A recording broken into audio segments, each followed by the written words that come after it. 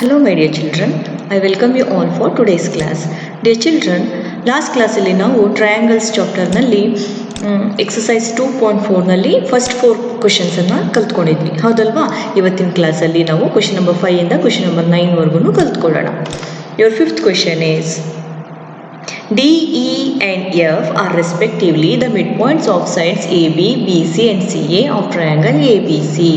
Find the ratio of the areas of triangle DEF and triangle ABC.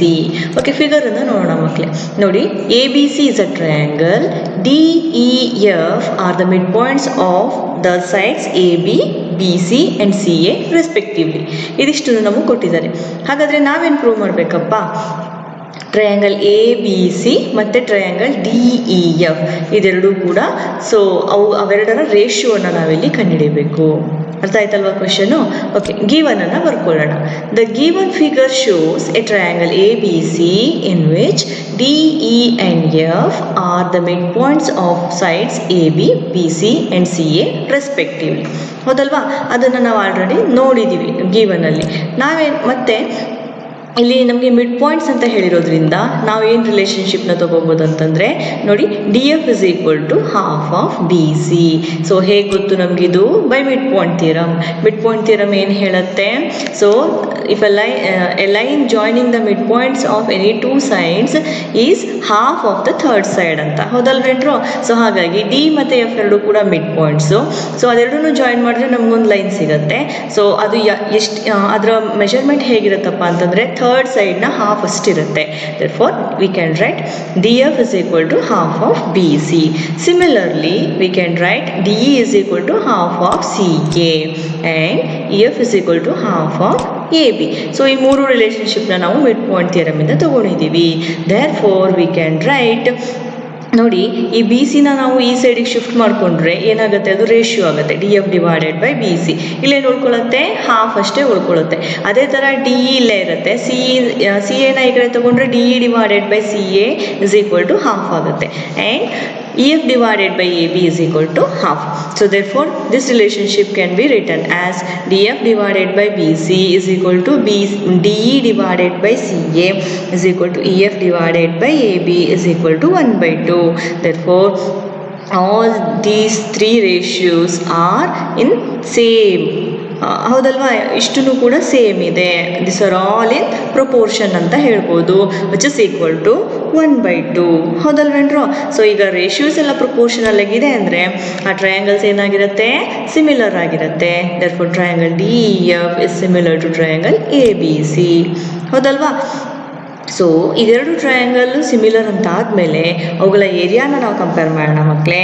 Area of triangle D E F divided by area of triangle A B C is equal to D E square divided by A C square. So ಅಥವಾ C A square. So ಹೇಗಾದರೂ ನಾವು ಬರ್ಕೋಬೋದು. So ನಾವಿಲ್ಲಿ area of triangle ಥಿಯರಮ್ನ ನಾವು already ಕಲ್ತ್ಕೊಂಡಿದ್ದೀವಿ. The ratio of the areas of two triangles is equal to square of their ratio of their sides ಅಂತ. ಹೌದಲ್ವೇನ್ರು? ಸೊ ಹಾಗಾಗಿ ನಾವಿಲ್ಲಿ ಅವುಗಳ ರೇಷಿಯೋ ಸ್ಕ್ವೇರ್ಸಿಗೆ ಈಕ್ವೇಟ್ ಮಾಡ್ಬೋದು. ಯಾವುದಾದ್ರೂ ಒಂದು ಸೈಡ್ ತೊಗೊಂಡ್ರೆ ಆಯಿತು. ಹೌದಲ್ವಾ ಮಕ್ಕಳೇ? ಸೊ ನಾವಿವಾಗ ನಮಗೆ ವ್ಯಾಲ್ಯೂ ಇದೆ, D E divided by C ಎಗೆ 1/2 ಇದೆ. ಅದನ್ನು ಸಬ್ಸ್ಟಿಟ್ಯೂಟ್ ಮಾಡೋಣ ಮಕ್ಕಳೇ. ಸೊ ಸಬ್ಸ್ಟಿಟ್ಯೂಟ್ ಮಾಡಿದ್ರೆ 1/2 ಅಂತಂದರೆ it is 1 square divided by 2 square. So 1 square ಅಂತಂದರೆ 1 ಇಟ್ ಸೆಲ್ಫ್, 2 ಸ್ಕ್ವೇರ್ ಅಂತಂದರೆ 4. ಹೌದಲ್ವಾ? ಹಾಗಾದರೆ ಇವುಗಳ ಏರಿಯಾ ರೇಷಿಯೋ ಏನಾಯಿತು ನಮಗೆ? 1/4. ಹೌದಲ್ವೇನ್ರು? Hence the required ratio is 1:4. ಹೌದಲ್ವಾ ಮಕ್ಕಳೇ? ಸೊ ಇವಾಗ ನಾವು ಏನು ಕಂಡುಹಿಡಿಬೇಕಾಗಿತ್ತು? Ratio of the areas of triangle D E F and triangle A B C ಅಲ್ವಾ? ಅವುಗಳ ರೇಷಿಯೋ ಎಷ್ಟು ಸಿಕ್ಕಿದೆ ನಮಗೆ? 1:4. Is it clear children? Okay, so let's go for the next question.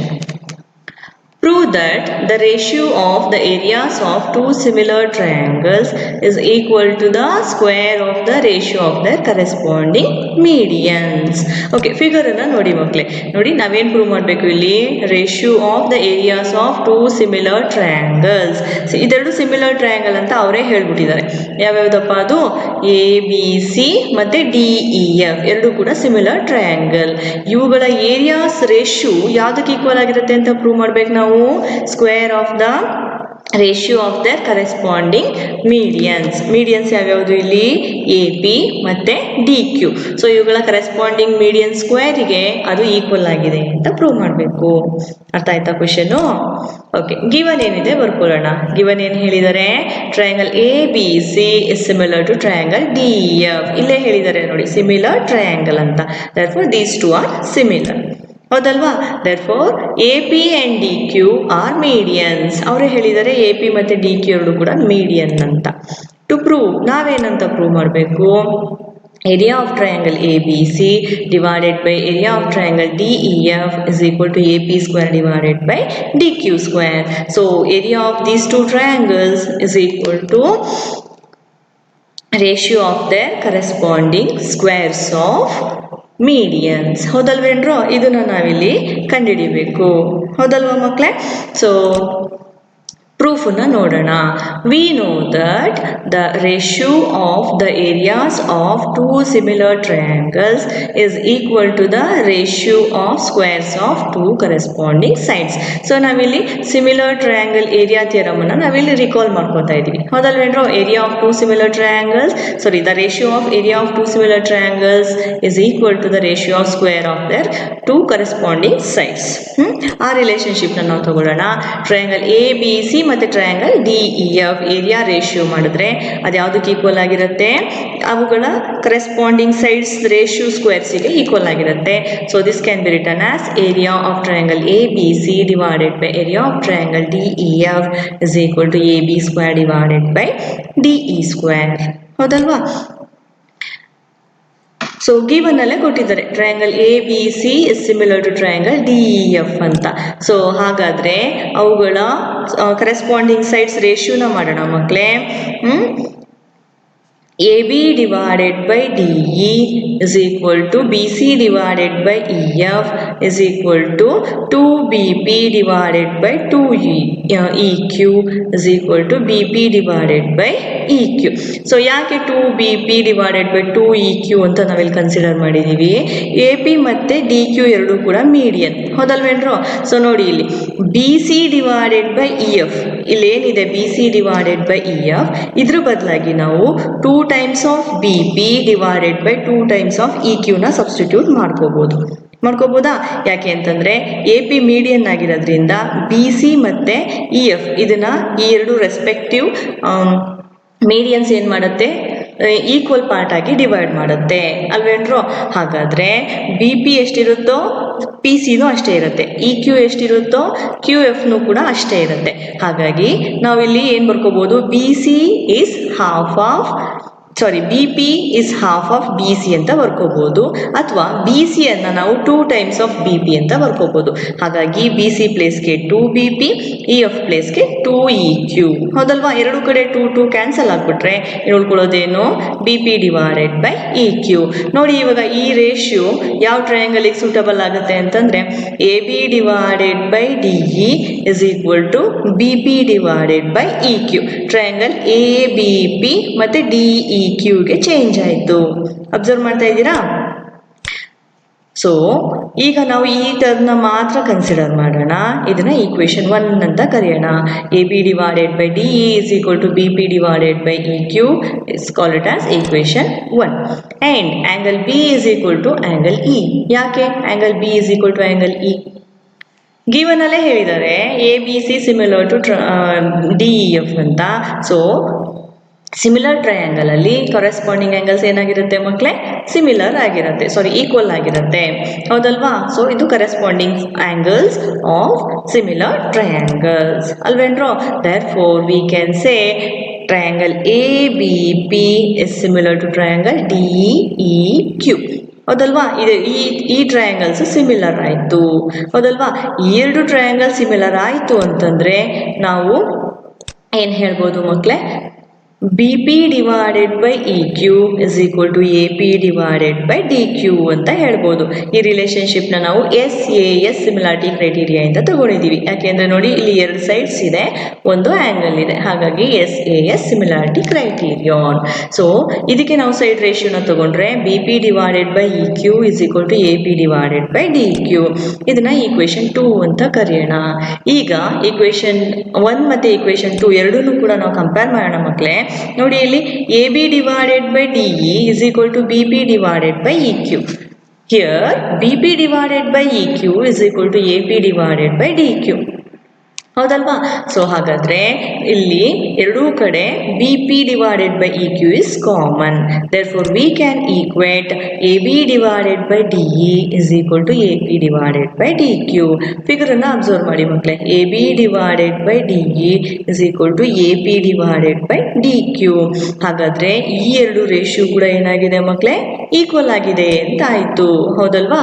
ಹಾಗಾದ್ರೆ ಈ ಟ್ರಯಾಂಗಲ್ಗೆ ನಾವು ಏರಿಯಾಸ್ನ ನಾವು ಕಂಪೇರ್ ಮಾಡೋಣ.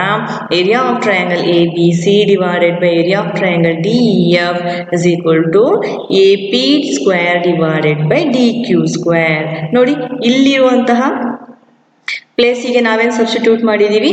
AP ಮತ್ತೆ ಡಿವೈಡೆಡ್ ಬೈ DQ ನ ಸಬ್ಸ್ಟಿಟ್ಯೂಟ್ ಮಾಡಿದ್ದೀವಿ. ಸೊ ಇದರಲ್ಲಿ LHS ಎರಡೂ ಸೇಮ್ ಇದೆ. RHS ಮಾತ್ರ ನಾವು AB ಡಿವೈಡೆಡ್ ಬೈ DE ಇರೋ ಪ್ಲೇಸ್ಗೆ AP ಡಿವೈಡೆಡ್ ಬೈ DQ ನ ಸಬ್ಸ್ಟಿಟ್ಯೂಟ್ ಮಾಡಿದ್ದೀವಿ. And this is what we have to prove. Hence it is prove. ಅರ್ಥ ಆಯ್ತಾ ಮಕ್ಕಳೇ? ಸೊ ಇದರಿಂದ ನಾವೇನು ಹೇಳ್ಬೋದು? ಸಿಮಿಲರ್ ಟ್ರಯಾಂಗಲ್ಸ್ ಅಲ್ಲಿ ಅವುಗಳ ಏರಿಯಾ ಅವುಗಳ ರೆಸ್ಪೆಕ್ಟಿವ್ ಮೀಡಿಯನ್ ಸ್ಕ್ವೇರ್ಸ್ ರೇಷಿಯೋಗೂ ಕೂಡ ಈಕ್ವಲ್ ಆಗಿರುತ್ತೆ ಅಂತ ಹೇಳ್ಬೋದು. ಅರ್ಥ ಆಯ್ತಾ ಮಕ್ಕಳೇ ಈ question? Okay, so let's go for the next question.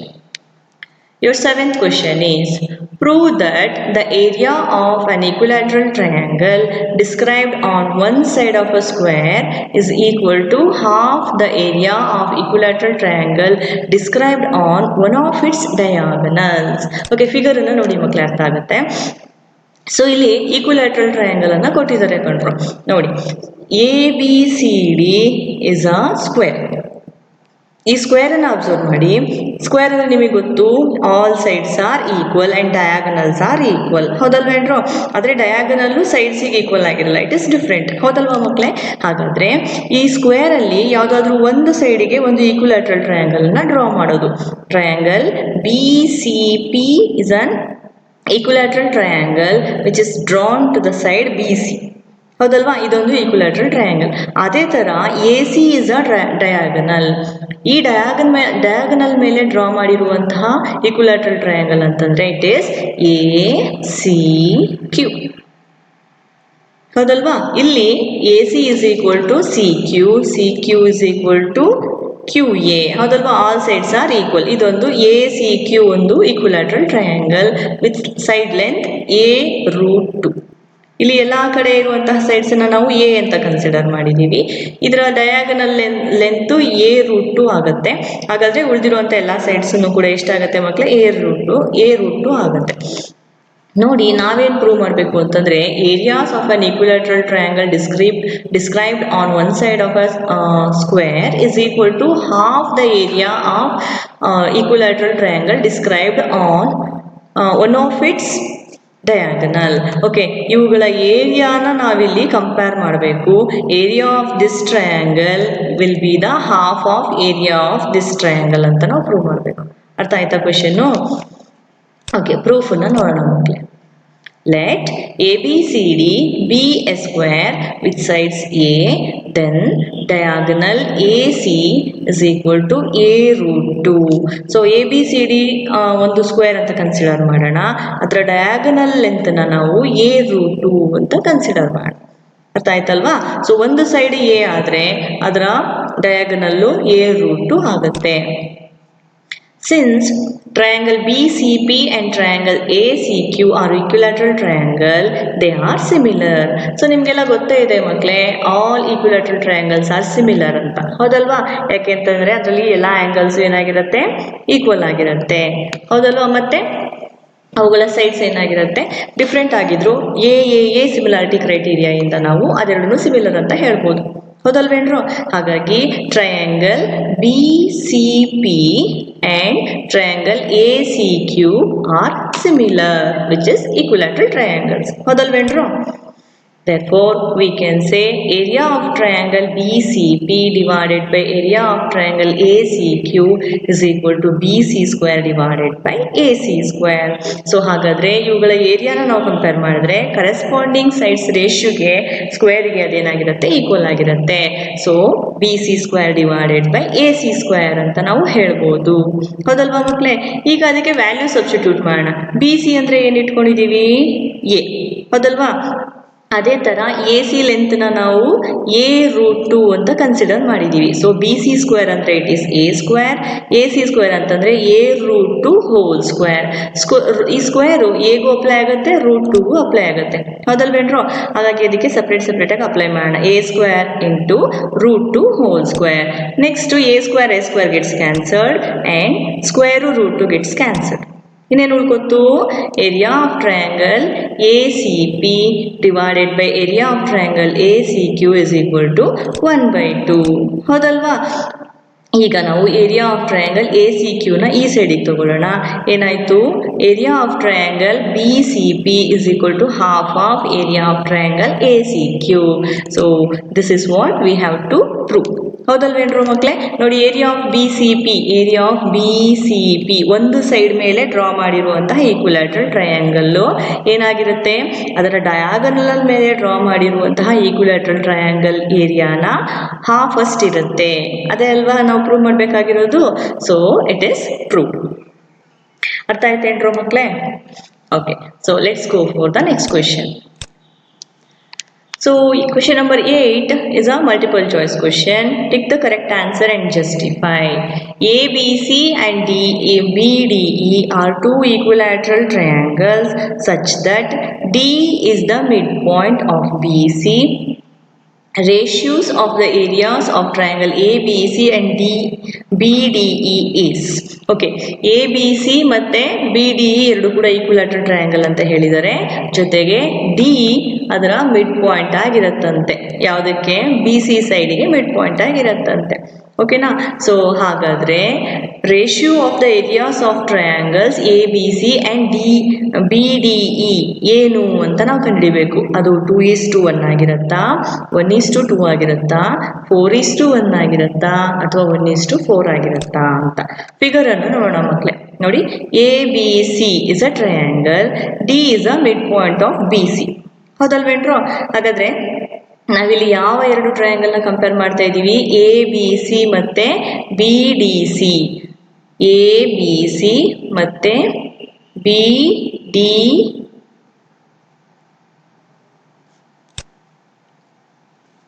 Okay, let AB is equal to BC is equal to CA is equal to A. So AB, BC ಮತ್ತೆ CA ಈ ಮೂರು ಕೂಡ ಈಕ್ವಲ್ ಟು ಎ ಆಗುತ್ತೆ. ಯಾಕೆ ಅಂತಂದರೆ ABC is an equilateral triangle. ಹೌದಲ್ವಾ? D is the midpoint of BC. D is the midpoint of BC. Therefore BD is half of A. So B C ಸೈಡ್ನ ನಾವು ಎ ಅಂತ ಇಟ್ಕೊಂಡಿರೋದ್ರಿಂದ ಅದು ಹಾಫ್ ಆಫ್ ಎ ಆಗುತ್ತೆ. ಹೌದಲ್ವಾ? So therefore we can say triangle A B C is similar to triangle B D E.